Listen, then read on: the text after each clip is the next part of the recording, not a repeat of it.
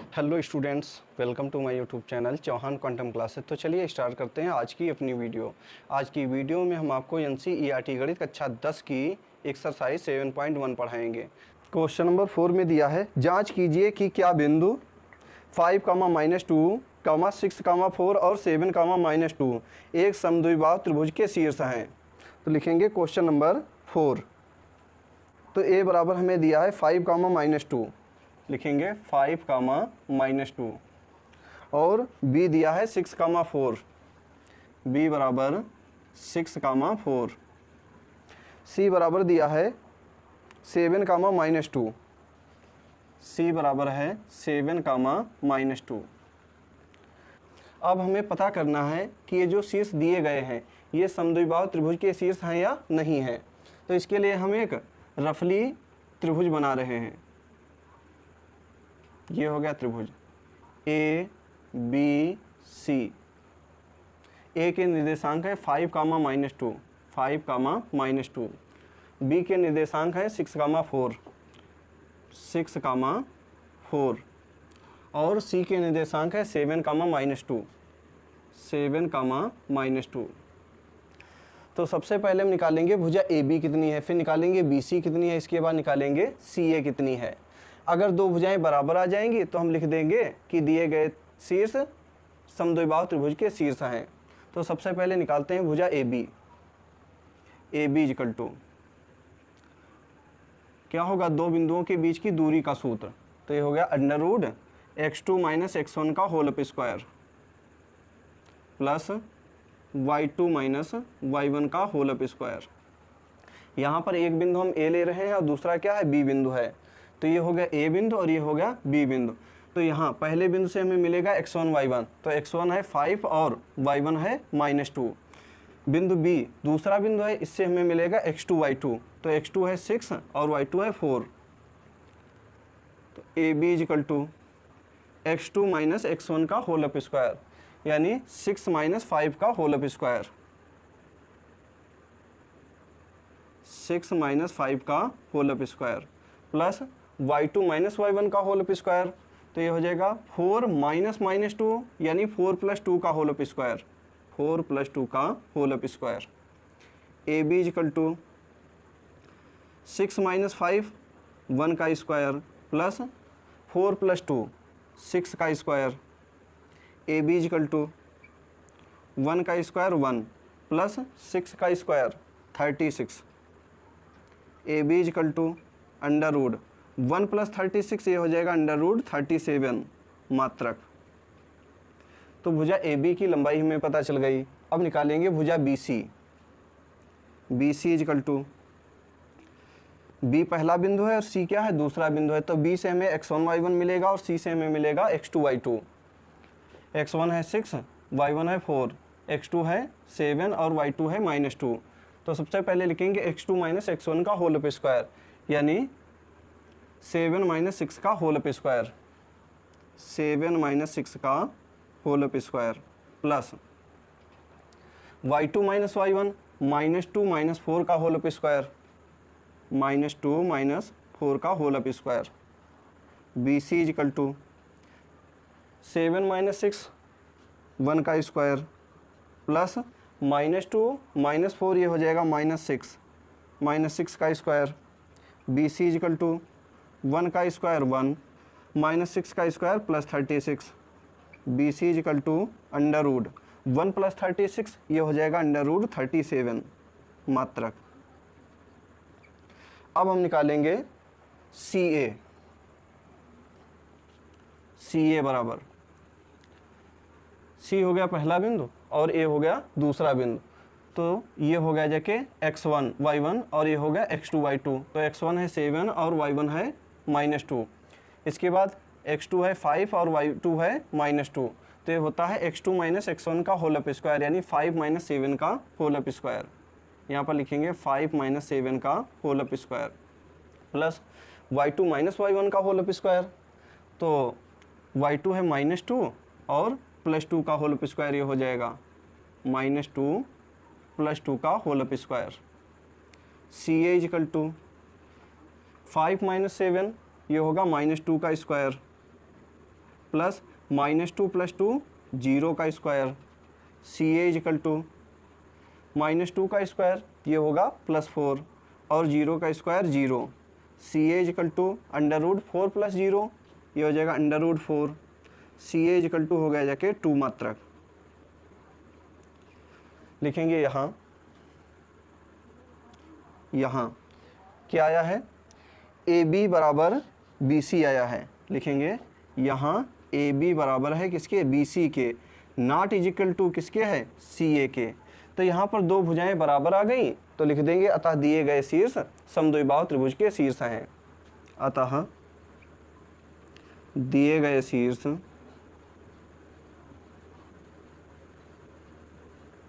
समद्विबाहु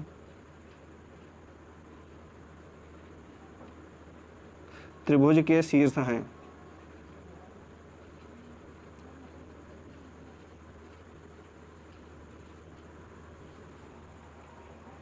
question number 5 आपके सामने है, आप इसे पढ़ लीजिए। इसमें ये ग्राफ दिया है और हमें पता करना है कि ABCD एक वर्ग है या नहीं है।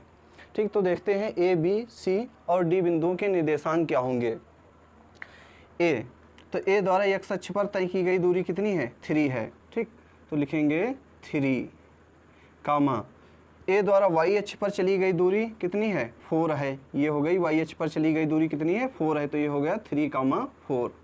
तो यहाँ पर A के निर्देशांक हो गए 3, 4। B द्वारा x अक्ष पर चली गई दूरी कितनी है, 6 है, तो यहाँ पर लिखेंगे 6। और B द्वारा y अक्ष पर चली गई दूरी ये हो गया y अक्ष, तो इस पर चली गई दूरी कितनी है, 7 है, यहाँ पर लिखेंगे 7। तो B के निर्देशांक हो गए 6, 7। अब बिंदु C, तो बिंदु C द्वारा x अक्ष पर चली गई दूरी कितनी है, 9 है, लिखेंगे 9। और C द्वारा y अक्ष पर तय की गई दूरी इसके सामने है, बिंदु C किसके सामने, 4 के सामने। ठीक, तो y अक्ष पर चली गई दूरी हो जाएगी 4, तो C के निर्देशांक हो जाएंगे 9, 4। अब निकालेंगे D के निर्देशांक, तो D द्वारा x अक्ष पर चली गई दूरी, D के सामने x अक्ष पर क्या है, 6 है, तो D द्वारा x अक्ष पर चली गई दूरी हो गई 6। और D द्वारा y अक्ष पर चली गई दूरी, तो D के सामने y अक्ष पर कौन सा है, 1 है, तो y अक्ष पर चली गई दूरी हो गई 1, तो D के निर्देशांक हो गए 6, 1। अब हमें पता करना है कि ABCD एक वर्ग है या नहीं है, इनको हम मिला रहे हैं। तो ये हो गया जाके AB और फिर BC, इसके बाद CD और फिर DA। हमें पता करना है कि ABCD एक वर्ग है या नहीं है, तो लिखेंगे A बराबर, क्वेश्चन नंबर 5, इसमें A बराबर दिया है, क्या निकला है A, 3, 4, लिखेंगे 3, 4। B बराबर निकला है 6, 7, B बराबर हो गया 6, 7। C बराबर है 9, 4, C की जगह पर लिखेंगे 9, 4। और D है 6, 1, D बराबर 6, 1। अब निकालेंगे AB, भुजा AB बराबर, यहाँ पर हम दो बिंदुओं के बीच की दूरी का सूत्र लगाएंगे, तो ये होता है √x2 - x1 का whole up square plus y2 - y1 का whole up square. AB equal to, तो A बिंदु है पहला और B बिंदु क्या है, दूसरा बिंदु है, तो A से हमें मिल जाएगा x1 y1 और B से मिलेगा x2 y2। तो यहाँ पर x1 है 3 और y1 है 4, यहाँ पर बिंदु B में x2 है 6 और y2 है 7, तो ये हो जाएगा 6 - 3 का होल अप स्क्वायर, 6 - 3 का whole up square plus y2 - y1 है, तो y2 है 7 और y1 है 4, तो ये हो जाएगा 7 - 4 का होल अप स्क्वायर, 7 - 4 का whole up square. AB equal to 6 - 3 यानी 3 का स्क्वायर प्लस 7 - 4 ये हो जाएगा 3 का स्क्वायर। AB इजकल टू 3 का स्क्वायर 9 इस 3 का स्क्वायर 9, तो ए बी इक्वल टू हो गया जाके √18 मात्रक। इसके बाद हम निकालेंगे, तो ये ए बी भुजा आ गई कितनी, √18 मात्रक। अब निकालेंगे बी सी, बी सी बराबर, फिर यही सूत्र लगा देंगे √x2 - x1 का whole square plus y2 - y1 का होल स्क्वायर। निकाल रहे हैं बी सी, बी है पहला बिंदु और सी क्या है, दूसरा बिंदु है। तो बी से हमें मिलेगा x1 y1 और सी से मिलेगा x2 y2। तो x1 है यहाँ पर 6, y1 है 7, x2 है 9 और y2 है 4। तो x2 - x1 का होल स्क्वायर यानी 9 - 6 का होल स्क्वायर, 9 - 6 का whole square plus y2 - y1 का होल स्क्वायर। तो ये हो जाएगा 4 - 7 का होल स्क्वायर, 4 - 7 का whole square. B C is equal to 9 - 6 3 का स्क्वायर प्लस 4 - 7 -3 का square. B C is equal to 3 का स्क्वायर 9 प्लस -3 का स्क्वायर प्लस 9। तो B C is equal to √18 मात्रक। बी सी के बाद अब निकालेंगे सी डी, सी डी बराबर √ फिर वही सूत्र x2 - x1 का होल स्क्वायर और y2 - y1 का होल स्क्वायर। तो C है पहला बिंदु और D क्या है, दूसरा बिंदु है। तो C से मिलेगा, कहाँ है C, C से हमें मिलेगा x1 y1 और D से मिलेगा x2 y2। तो C में x1 है 9 और y1 है 4, D में x2 है 6 और y2 है 1। तो ये हो जाएगा 6 - 9 का होल स्क्वायर, 6 - 9 का होल स्क्वायर। फिर क्या लिखेंगे, y2 - y1 का होल स्क्वायर। तो ये होगा 1 - 4 का होल स्क्वायर, 1 - 4 का whole square. C D is equal to 6 - 9 3 का स्क्वायर प्लस 1 - 4 -3 का square. C D is equal to 3 का स्क्वायर 9 प्लस -3 का स्क्वायर, तो ये भी 9 होगा, तो 9 + 9। C D is equal to √18 मात्रक। सी डी के बाद अब निकालेंगे भुजा डी ए,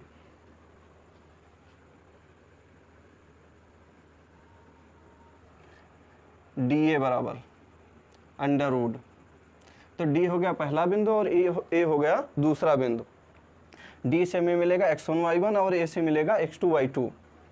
तो x1 कितना है 6 है, y1 1 है और x2 3 है, y2 4 है।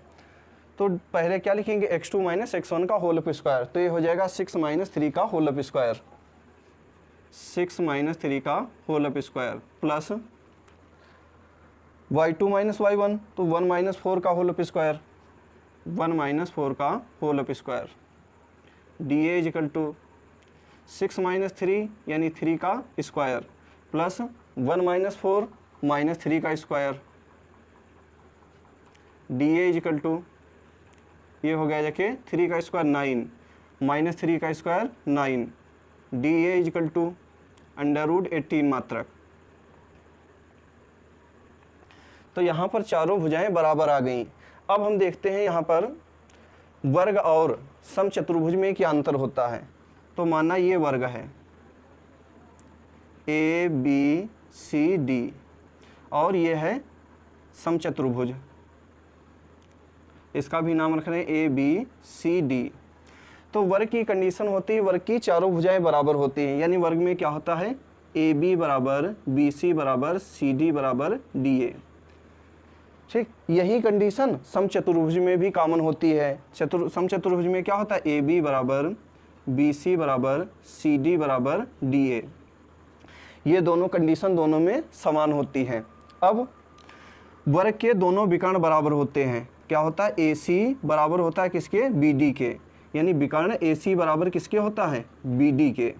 परंतु समचतुर्भुज में विकर्ण बराबर नहीं होते हैं। ए सी विकर्ण ए सी बराबर नहीं होगा किसके, विकर्ण बी डी के। तो इसमें ए सी नॉट इक्वल टू होता है बी डी के। तो अगर ये कंडीशन आ गई तो लिख देंगे वर्ग होगा। अगर ये कंडीशन आ गई तो क्या हम लिखेंगे, यह एक समचतुर्भुज होगा। अब यहाँ पर क्या है, यहाँ पर चारों भुजाएं बराबर आई हैं, तो ये हो सकता है वर्ग हो या हो सकता है क्या हो, समचतुर्भुज हो। यहाँ पर दो चीज़ के चांस हो गए, या तो ये वर्ग होगा या तो क्या होगा, समचतुर्भुज होगा। अब हम इसके विकर्ण निकालते हैं, निकालेंगे AC। तो AC बराबर अंडर रूट, अब A हो गया पहला बिंदु और C हो गया दूसरा बिंदु। कहाँ है AC, AC ये, तो ये हो जाएगा 9 - 3 का होल अप स्क्वायर, 9 - 3 का होल अप स्क्वायर AC, और ये हो जाएगा 4 - 4 का होल अप स्क्वायर, 4 - 4 का होल अप स्क्वायर।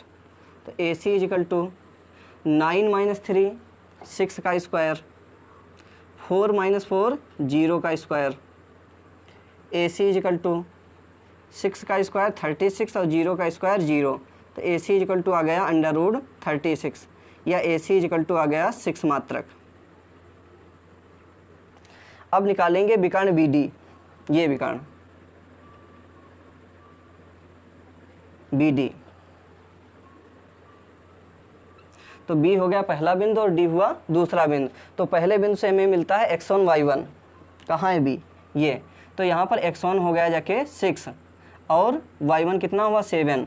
D हो गया दूसरा बिंदु, तो D से हमें मिलेगा x2 y2, तो x2 हो गया जाके 6 और y2 हो गया 1।